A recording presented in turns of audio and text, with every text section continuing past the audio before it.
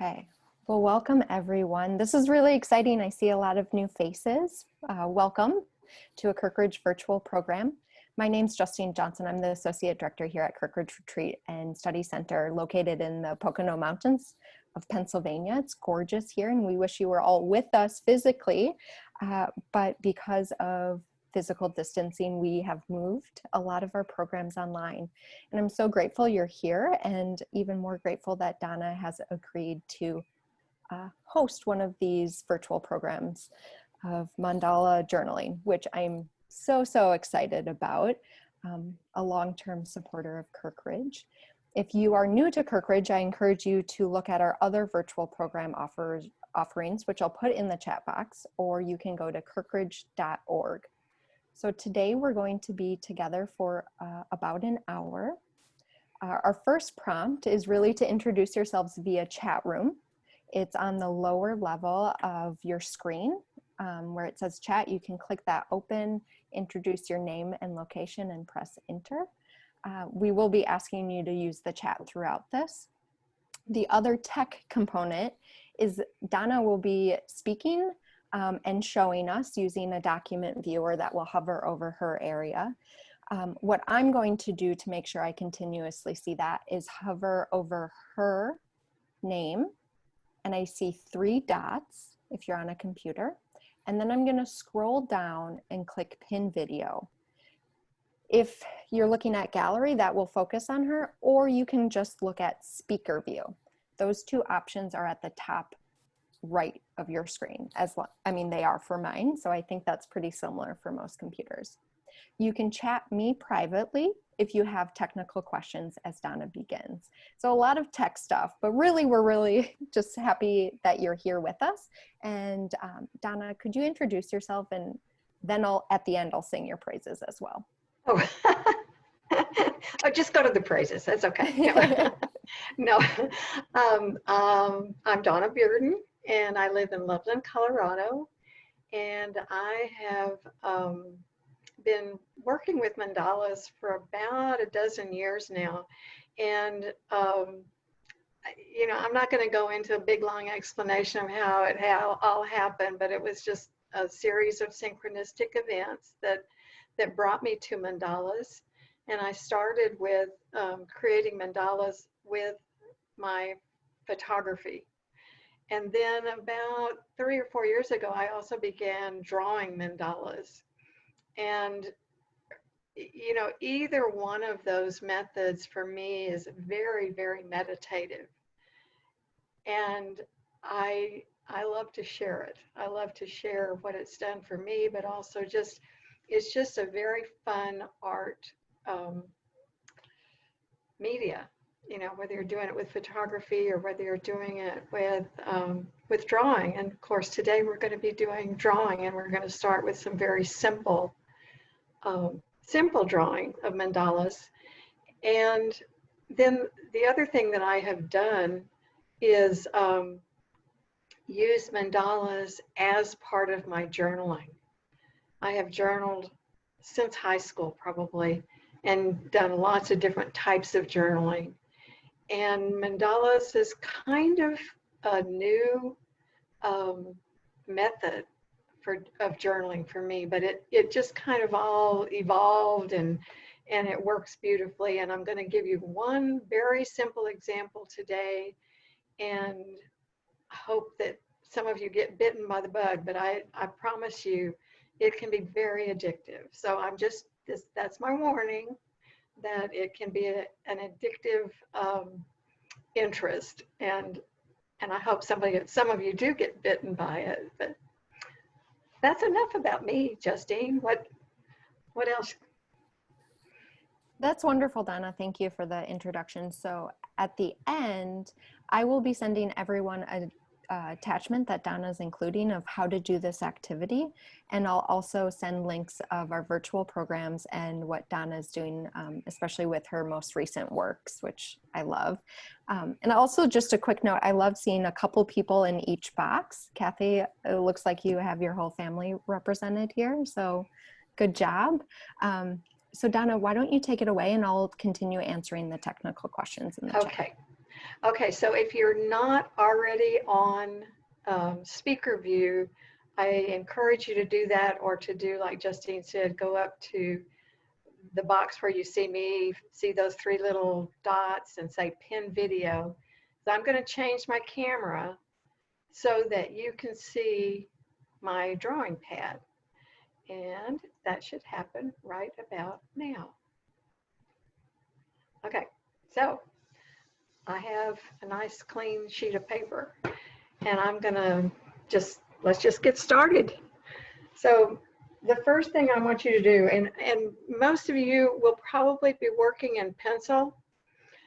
I can't work in pencil and have you see it. So I'm gonna be using markers. So mine might be a little bit clunkier than yours, but that's okay. The first thing that I want you to do is just to practice drawing circles. And I want you to not take a lot of time with it. I just want you to do it. I just want you to draw lots of circles. And I think that the important thing about any kind of art is that you just do some playing right at the very beginning to just loosen up your hand. So I'm just going to draw a bunch of circles. And as you can see, they're all perfect, right? Of course not. So after I've drawn some circles, the next thing I want you to do is to draw a circle and then divide it in half. Part of what I want to show you is that you don't have to be perfect when you're doing these mandalas. I did an online watercolor class, and I love this instructor, and she's always saying, it's just a piece of paper. You know, we practice. Everything is a practice. So the next one, I want you to divide in fourths. And I apologize that the focus kind of goes in and out depending on where my hand is. I don't know how to fix that, but we'll just deal with it. Okay, so we've gone to fourths. Now we're going to go to eighths.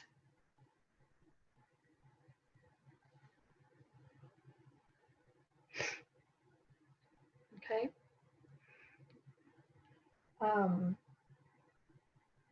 So, you know, this practice is just to show you that, you know, we have a pretty good eye for angles. You know, when we did I bet everybody's got this one just down pat, you know, the right angles. But we're just doing them quickly. We're not worrying about perfection. We're just practicing. So the next step, and I need a new piece of paper.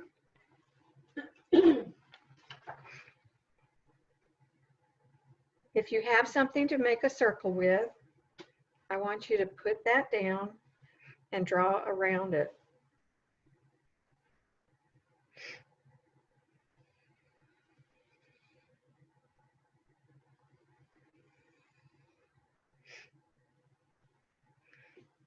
And I have to say, this is kind of weird because I feel like I'm talking to myself because everybody's muted, and I understand why, but it's kind of weird.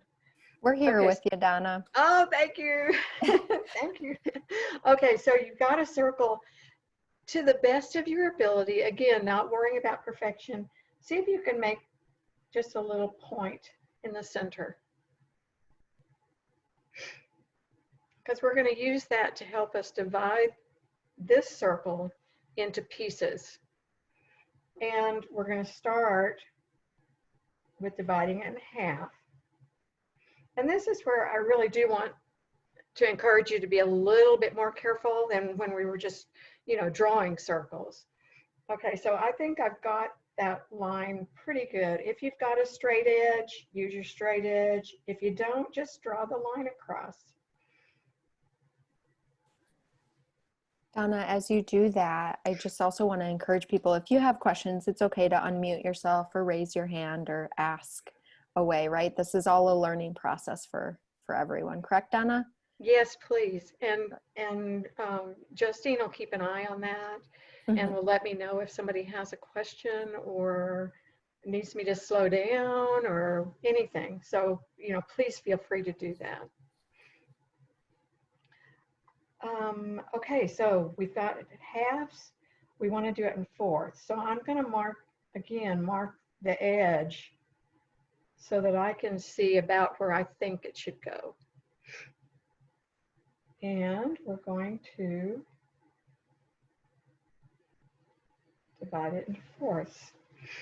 Now, I don't know what the rule was at your family when you were growing up when there was a pie. The rule at my house was that whoever cut the pie was the last one to choose a piece. And so there was a lot of care taken in cutting the pie in as equal as pieces as possible. So that's what I want you to think about when you make these next marks. I'm going to look at this section and, just eyeball it and say, I think the middle is right here.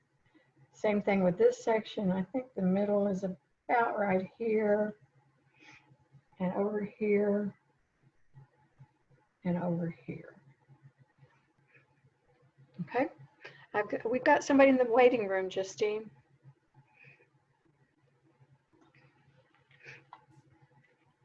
Okay, so now we're going to add these lines.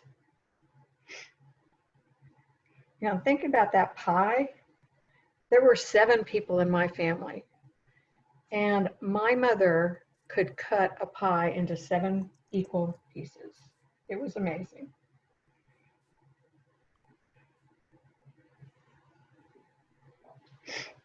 Okay, so that's pretty good. Not perfect, but if I took a protractor and measured the angles, they wouldn't be exactly right, but they're close. They're good enough. And this is a practice, and it's just a piece of paper. Okay, so our theme for today is finding joy. And so this is going to be a joy mandala. And what I do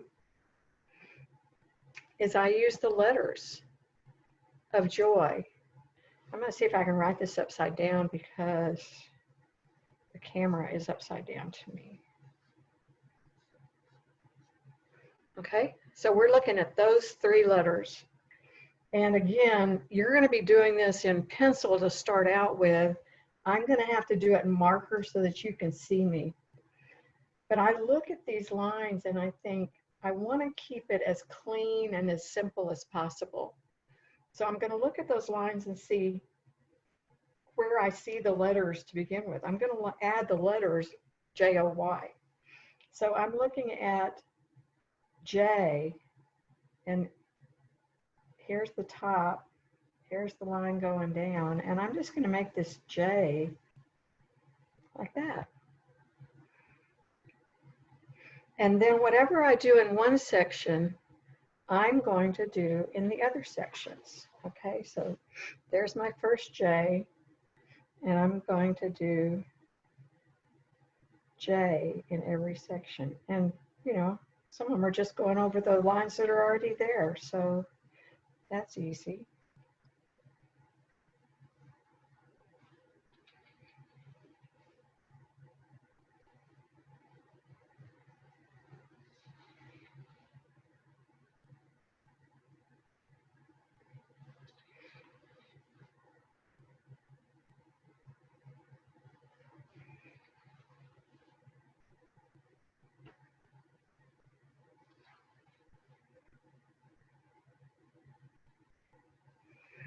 Okay, so I've got my J's all in there. And already you can begin to see some shapes. So if you do this exercise again, you might want to use some of those shapes that you're seeing. I see a heart. I see 4 hearts. It could be a 4-leaf clover. There's any number of things it could be, but we're going to stick with these 3 letters. Okay, so now I want to add O. and I look at what's already there. Again, I'm trying to keep the design as simple and as clean as possible. So I'm going to use some things that are already there. And I say, well, my goodness, here's the part of the O. Let's just make it an O. What I do in one section, I do in all sections. And that is symmetry.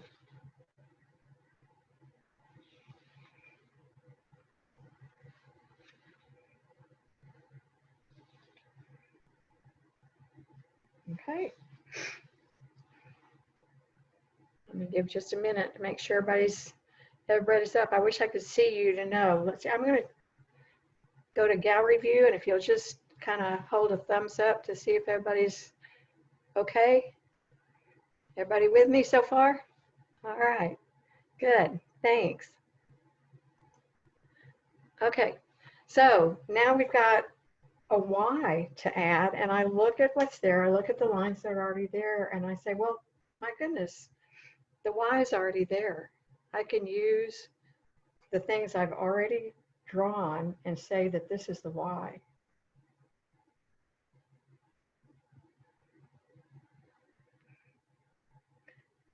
Doesn't show up very good with that color, does it? Let me use a red. Okay, so here's a Y. Here's a Y. Okay. How is everyone doing? I see some faces. Not sure how to read them. Are we good? I like that Donna asked if we had thumbs up. It's just a good moment to do a check-in.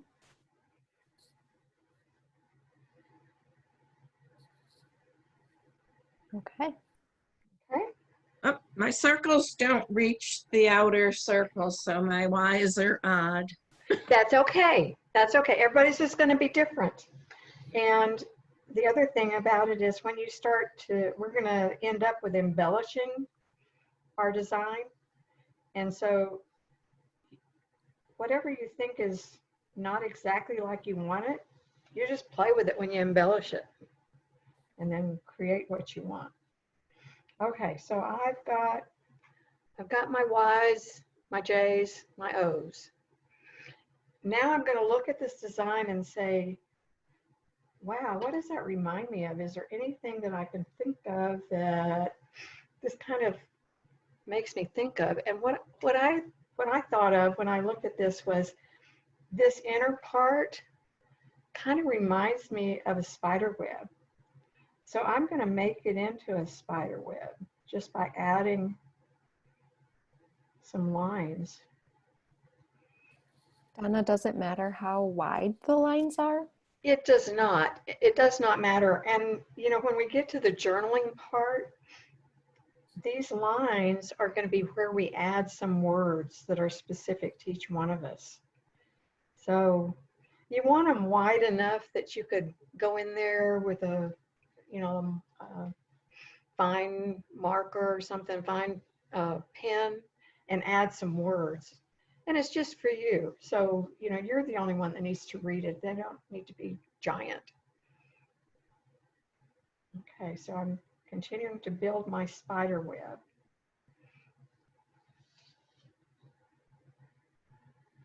When I did this class, I practiced on my grandkids, and my granddaughter wanted to add a spider inside her spider web, and it was just really cute.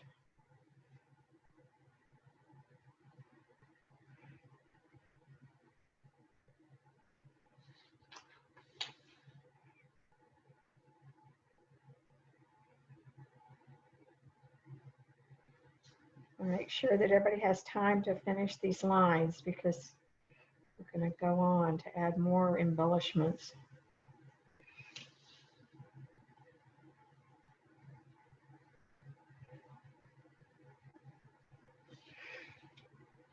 Okay. So at this point, I'm thinking, oh, that kind of reminds me of ice cream cones. One of my comfort things is to go to Dairy Queen and get a chocolate dip cone. Kind of crazy, huh?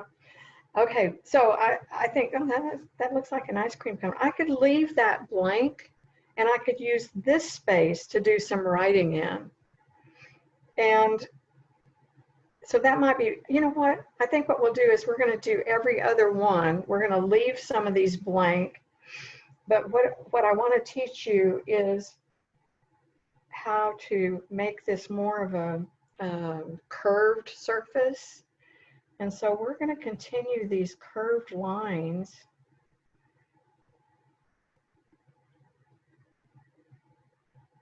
See how it almost takes on a ball appearance and is starting to almost have a three-dimensional look to it. So what I'm going to leave this one blank. I'm going to come over here and do this one.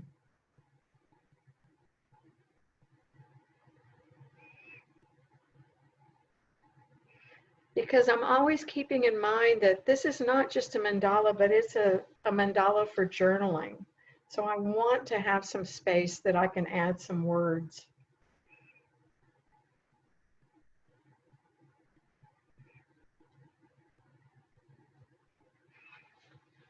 And this one.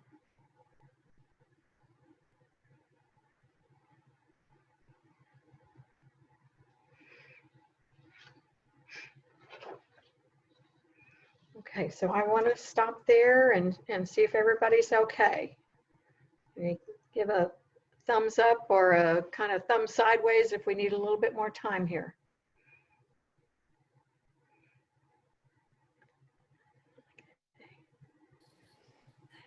It's great. I'm seeing a lot of nods. Okay.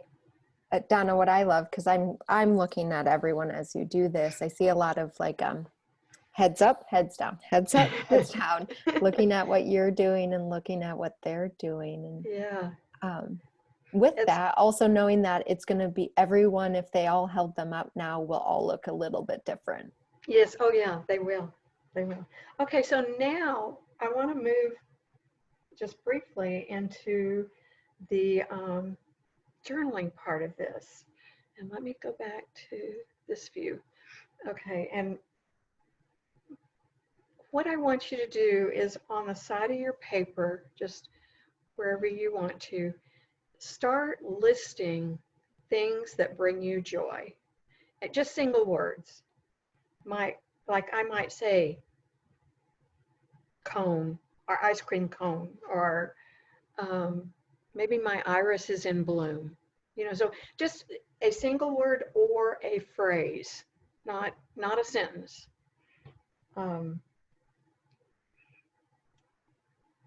Maybe it's your dog. Maybe it's a phone call. Name at least a dozen things that bring you joy.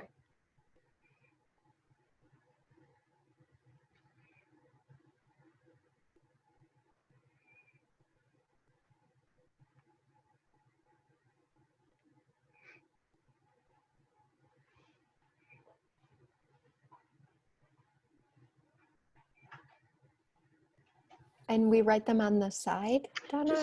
Just write them on your paper somewhere. You know, we're going to add them.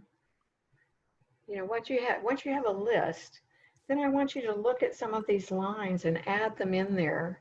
You know, like, well, I better use something you can see. I'm going to put iris.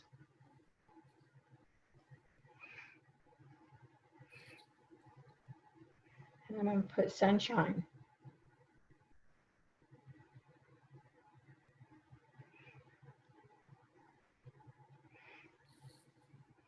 And even though I don't have a dog, I know that dogs bring people joy. I'm going to put dog.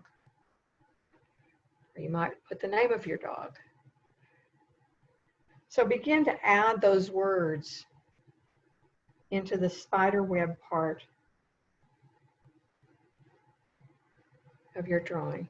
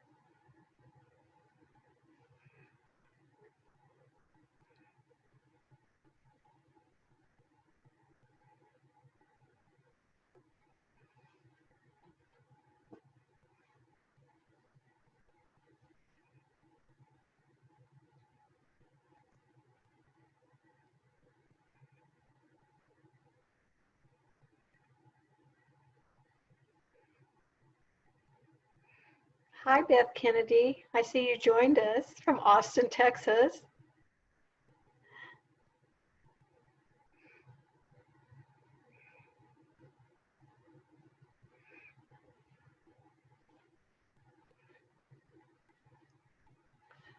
Okay, Justine, what do you think about going into just a breakout room where people could share some of the ideas they came up with for just, like 5 minutes?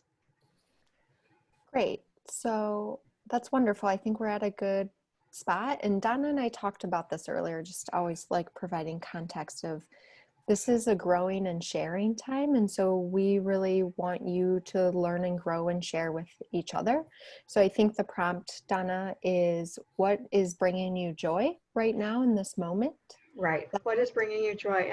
And you might even expand on that just a little bit and say, during this time of lockdown, what particularly is bringing me joy? To embellish a drawing. And what that means is you're just going to add whatever you want.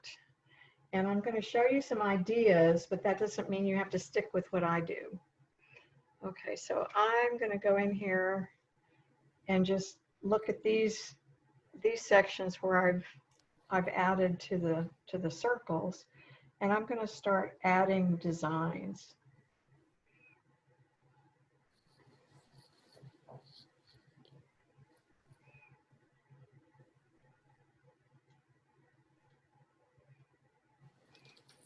And again, just get as creative as you want to. Can you all see that good enough there? Maybe I can move up just a little bit.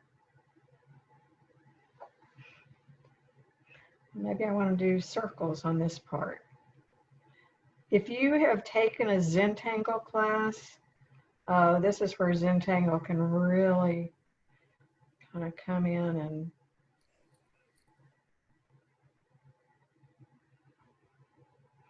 okay, so I'm just going to keep adding until I feel like I'm done.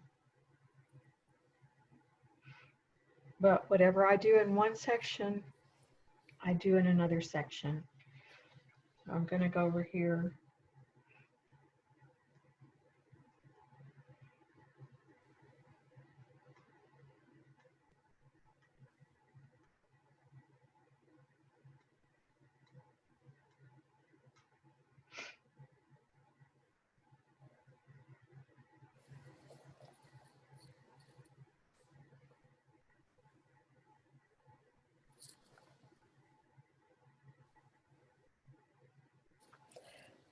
Donna, I think you know, but about a month ago, we had a Zentangle program, a virtual Kirkridge program, and I see what the kind of the same threads, how meditative this can be, the drawing of lines and shapes. And yes. I love your pairing with the journaling too, and the reflective engagement. Right, yeah. So what I'm going to invite you to do is in these circles, maybe pick out 4 of the things that you named and add them as words or pictures. To me, it has to be words. I'm not, I'm more comfortable with that.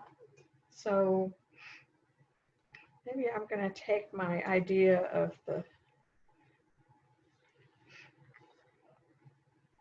chocolate dip cone from Dairy Queen, and I'm going to put it here.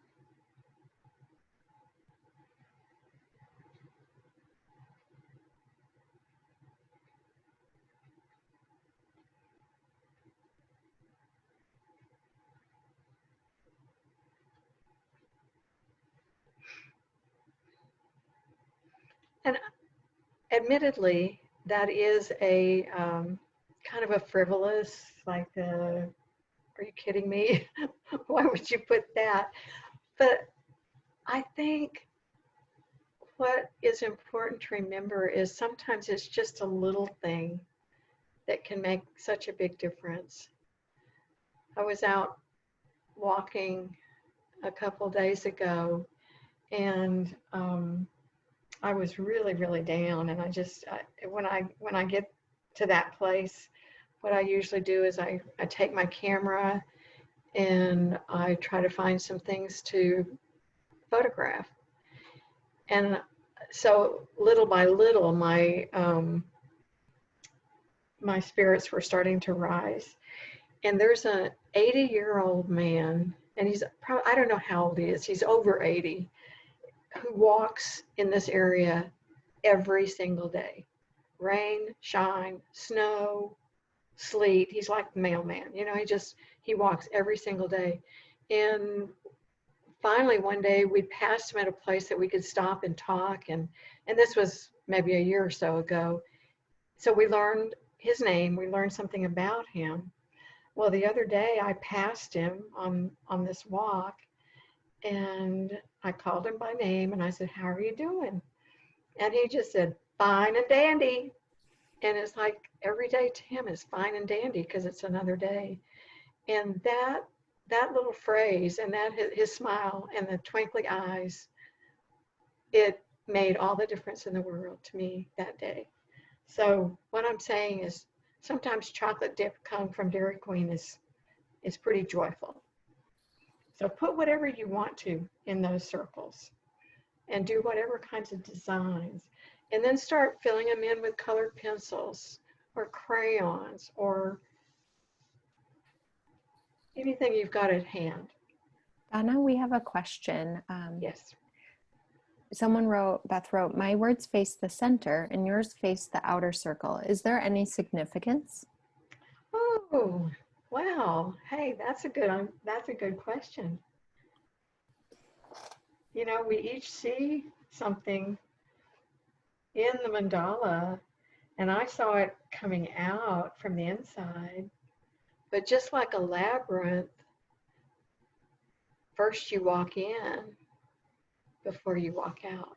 You know, you take something to the center. So I am sure psychologically that does mean something, but I'm not going to interpret it. I think it would be, for you to interpret for yourself. But it's a very interesting observation.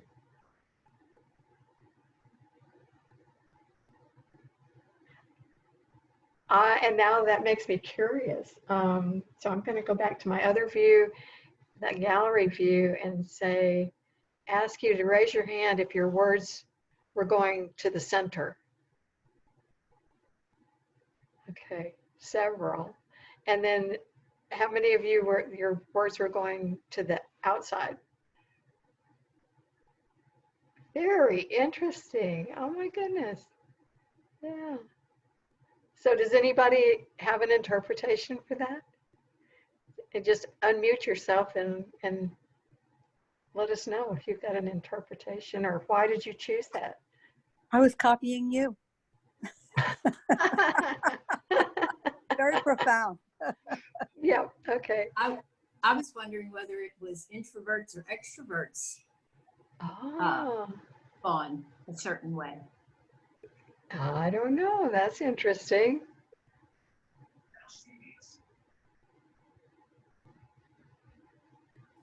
I think that how long the words were fit facing out into the lines that we had going, so it was kind of practical.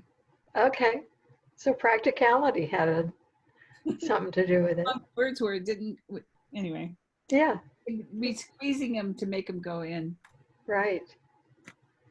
Did anybody do it both ways? Some words going in and some words going out? Yay! Oh. I wonder how you'd interpret that. Well, depending on the size of the words. Okay, good. Yeah. Okay, so let me do this.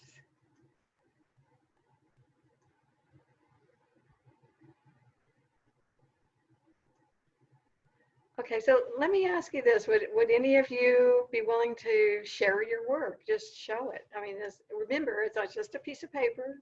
It's practice. But maybe if we all just went.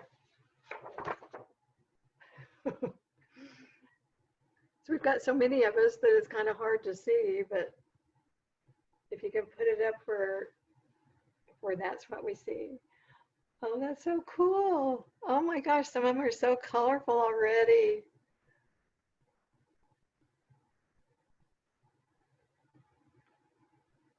Oh my gosh. Jeanette, I want to see yours up close and personal. Look, she's got flowers. Oh my gosh. Beautiful. Okay, so you can continue to work on these, but I have a homework assignment for you.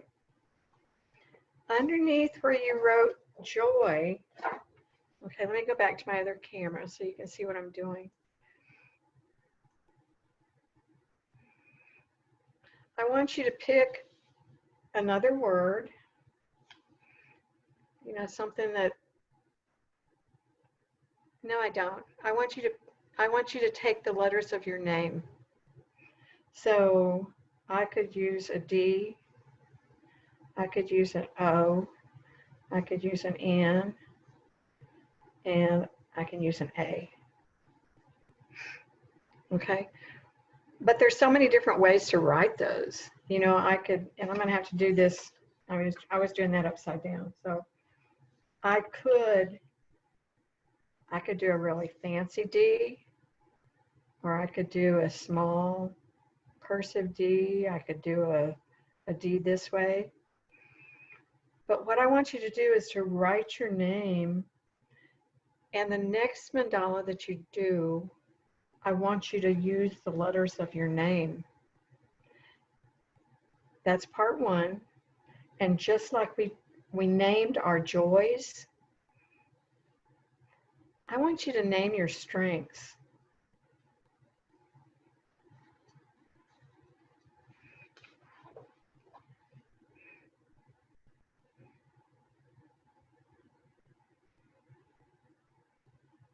And I want you to put them in the mandala with your name.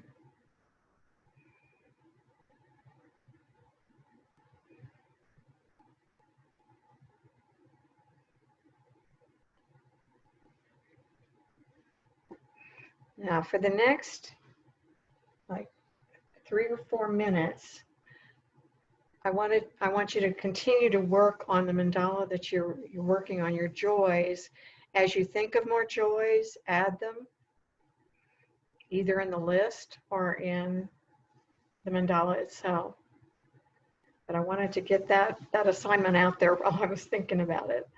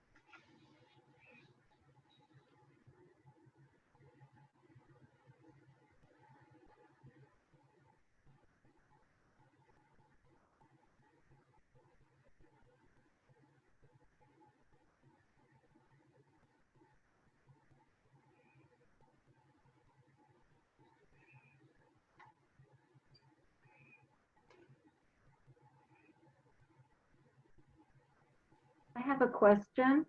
Yes. Do you always start with the circle with 8 sections? No, and that's a wonderful lead in. Thank you for asking that question. If there's enough interest, we will do another class. Correct, Justine? I guess, I mean, we haven't scheduled it. Absolutely. So I'm putting you on the spot here. And this one is more of a freehand. This is the really easiest one to do, the 8 section, because you can do it, you know, without any other tools. The next one is going to get a little bit more complicated, and you will need a compass. Okay. And with a compass, the first one we'll do is a 6-pointed kind of a petal of flower. It starts out like a 6-pointed flower is what it starts out. But you will need a compass. And for those of you that are interested, get a good compass. Okay, don't get a plastic compass because you won't be able to hold it. It doesn't, okay, wait a minute, I can show you. Except I think I have my good compass upstairs, but here's a plastic one. And you see that? It's very difficult to hold these. I mean, they start coming together on you. So, like I might start out, let me get a good piece of paper. I might start out with a pretty good circle, but then it moves. So there's like a metal compass that you can get at almost any office supply or a craft store. And the brand that I have gotten is Statler, S-T-A-E. Well, of course, this one is also a Statler, but plastic. But the metal one, they're about $7. You know, they're not expensive. But with a compass, you can draw all kinds of things, and we'll begin to be a little bit more precise. You can do them with a protractor to mark the angles, but the compass is really more fun. So